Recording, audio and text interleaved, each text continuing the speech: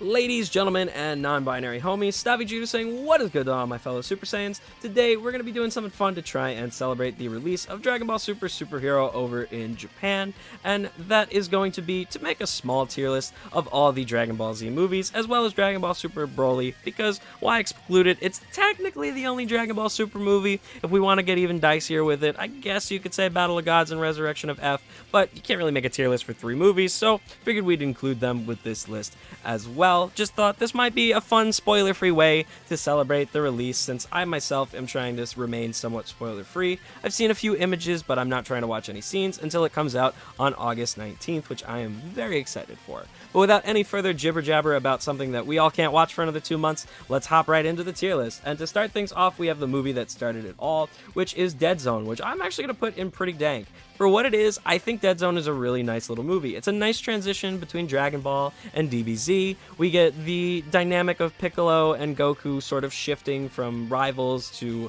allies. You get to see them team up with one another like they do against Raditz.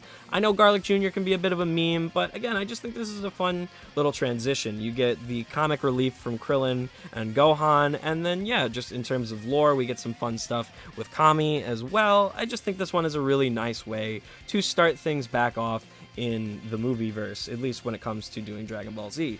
Next up, we have Fusion Reborn, which I'm also going to put in pretty dank.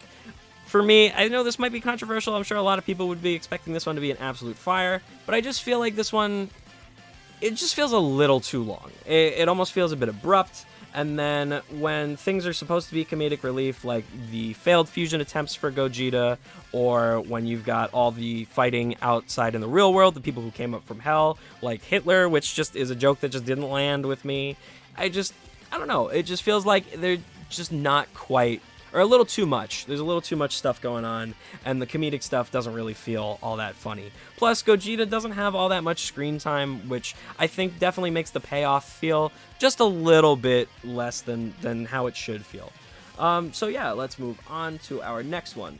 Next up, we got Super 13. I'm going to put Super 13...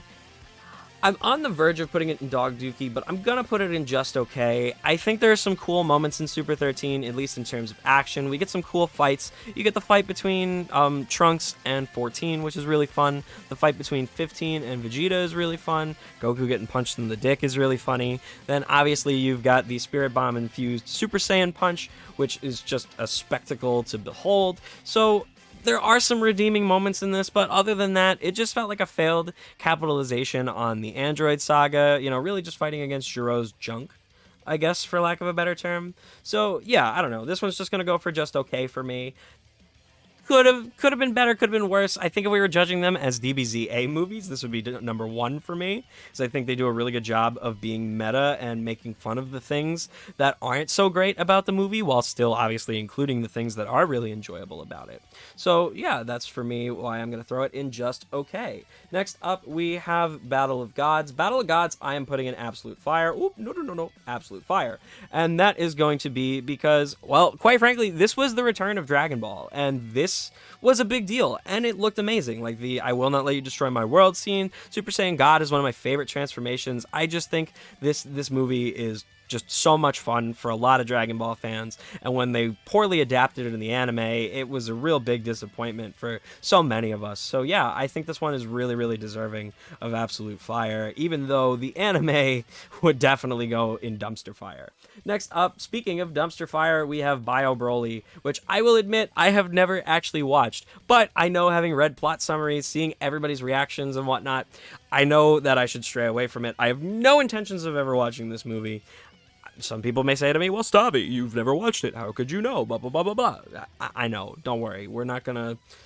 I don't need to watch Bio Broly, and if you haven't, you don't need to watch it either. I promise you. It's not that big a deal. Next up, we have The Revenge of Cooler, which I'm putting in absolute fire. I think this one is totally deserving of it, because I think it is a beautiful mirror to the Namek Saga. It takes everything that's great about the Namek Saga and then puts it in a nice little package, as opposed to the Namek Saga, which takes 1 billion years, or 5 minutes, as Frieza says. So yeah, I really enjoy this one. You get some really cool moments. I always thought that Cooler's transformation, his final form, was a really nice addition to Frieza's race. Just felt like it was a nice transformation that was much better than full power Frieza. It was actually looked like a threat with all of the horns and grotesque little dinosaur armament things and everything. Then on top of that, you get Bird Coup, his little transformation with the bird, which was also a really nice Super Saiyan transformation as well. I don't know, it was a weird catalyst, but it was just really beautiful in terms of animation. So yeah, I think this one for me deserves to be an absolute fire. Next up, we've got World's Strongest. I don't think there's anything particularly special about World's Strongest.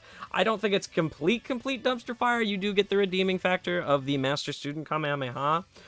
Yes, you get some Roshi focus, which is cool, but I think other than that, it's not that great. So we're putting it in Dog Dookie, and I wish I could say it was any better, but it's not.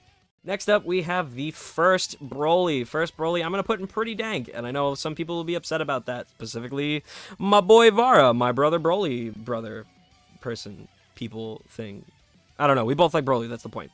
Anyway, I'm putting this one in pretty dank because I think for me, growing up, Broly never quite felt like a complete character. There always felt like there were issues with him, and DBZA really hit the nail on the head by calling him a literal giant baby.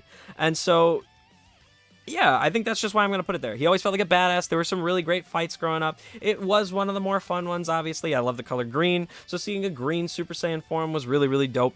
But for me, just the whole idea of, responding to Kakarot's crying as a baby, and then Goku even finishing him off with like the imbued power punch. It just didn't feel like a satisfying end or a satisfying motivation for a villain, but we did get some amazing sequences in it. So yeah, I do think this does deserve to be pretty dank. Please don't crucify me in the comments for that one. That's just how I feel.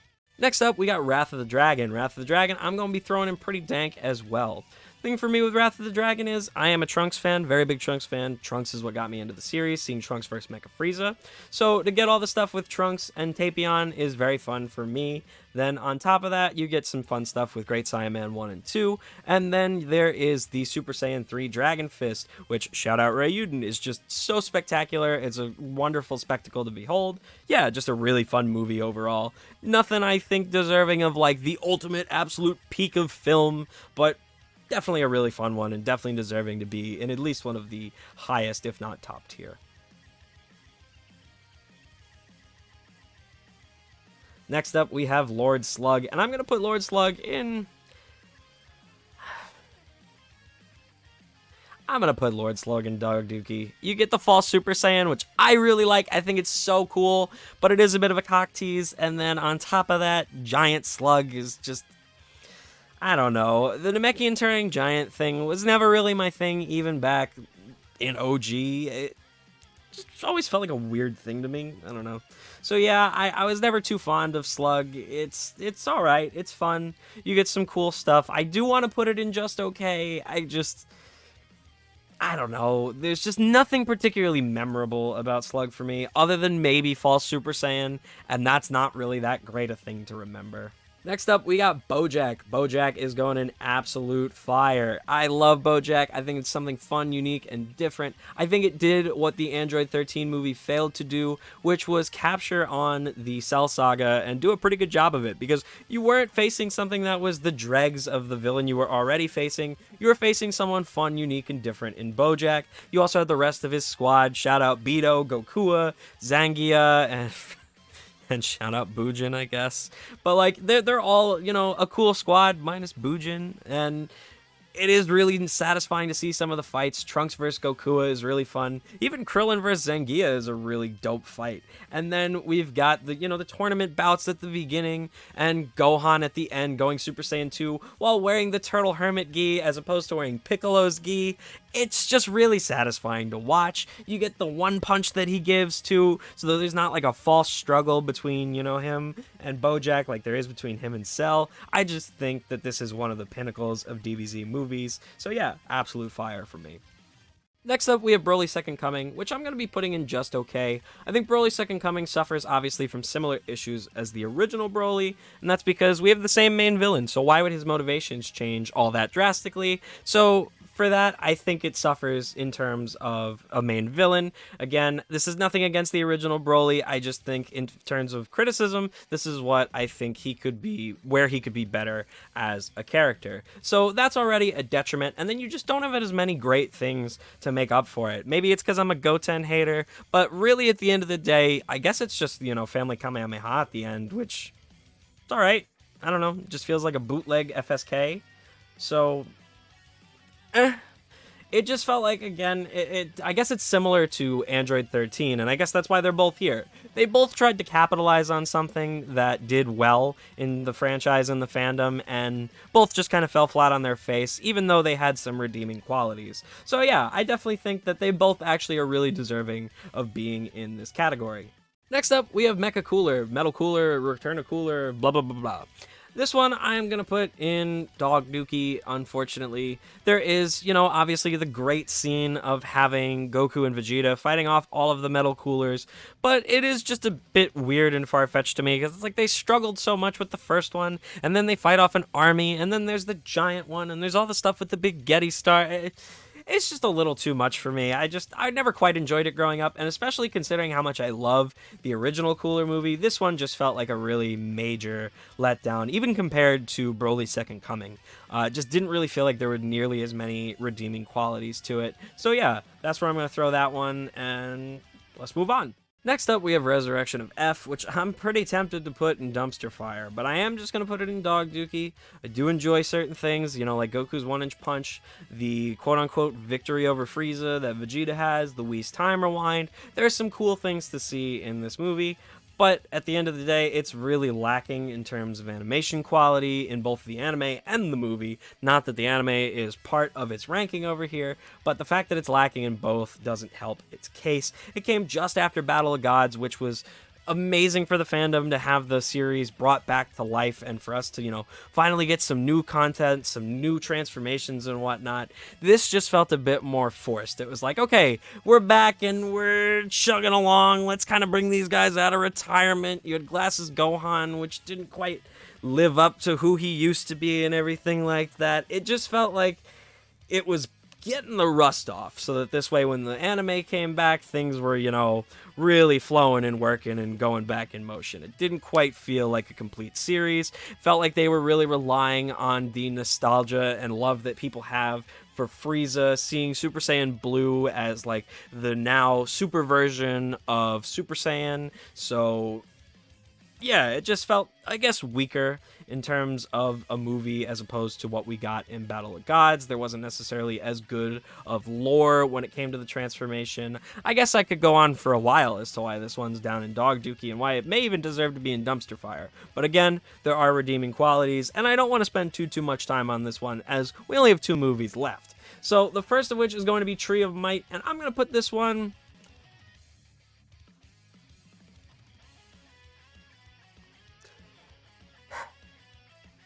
pretty dank it is. I think for me, this one could be anywhere between just okay, pretty dank, and absolute fire. Some would say that it's really, really lazy. Others would say that this is the pretext to the Goku Black saga. Others would say that it's some of the best writing when it comes to Dragon Ball because of the duality you experience between Turles and Goku. I'm really on the fence with this one. I could kind of go any of those directions. I could see it being kind of lazy. I love that it's the groundwork for Goku Black, and on top of this, I do think that there are some really cool things to explore, especially because I think the Fruit of Might, the Tree of Might, is really cool in terms of power systems. You're not just relying on a villain doing some crazy transformation or anything like that. He's essentially just roiding out and is like, yeah, no, like I'm just going to eat these, get stronger, I'm going to eat more, get stronger again, and I'm going to beat you into the ground, and that's that. And so I think Turles is a really fun villain at the end of the day. And again, the duality that you get between him and Goku is really cool. But I can also understand those who have things to criticize against it. It's not a perfect film by any stretch of the imagination, but I do really enjoy it. So yeah, pretty dank it is. Last but not least, we have Dragon Ball Super Broly. this one is going straight into absolute fire. I think for me, this is the peak of Dragon Ball movies in terms of animation, in terms of story. For me, it went back and cleaned up every issue that Dragon Ball Z Broly had. I know people have issues with the power scaling, and that's fine and understandable, but for me, the fights just cleared. Getting to be reintroduced to the start of the story is great, especially if you're trying to watch this with somebody who may be a new fan and you're trying to get them into the series. This is a beautiful place for them to start and go, wow, this looks really cool. I'd love to go see some more of this, and go back and start from scratch. I just think for me, this was such a perfect piece when it came to Dragon Ball, and really just sparked my joy for Dragon Ball and love for Dragon Ball to the next level, as it's really what put me on the path to wanting to make content when it came to Dragon Ball. So yeah, I hope you guys enjoyed this video, and I hope you guys are just as excited for the new movie as I am. I hope that you guys can dodge as much spoilers as possible so that this way it doesn't diminish from your experience, or if you're like me and like to see some of those spoilers, go for it, and maybe that'll make your experience that much more enjoyable. Have a great rest of your day. Peace out. I will see you all next time.